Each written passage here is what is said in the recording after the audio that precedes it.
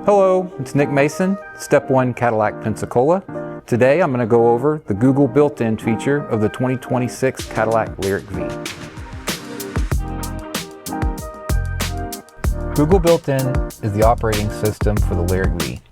It gives you full access to the Google Play Store, and the best part is you'll have an assistant on the road with Google Assistant. That gives you hands-free operation from heated and cooled seats to setting your navigation to the nearest charging stations. Hey Google, charging stations near me. There's Electrify America charging station 1.5 miles away. Want to navigate there? It's that easy. Thank you for watching this video. I hope it gives you a better understanding of Google built-in in the Cadillac EV lineup. If you'd like more information, if you'd like to check out a Cadillac today, feel free to stop by Step One Cadillac Pensacola and ask for Nick Mason. I'm happy to help.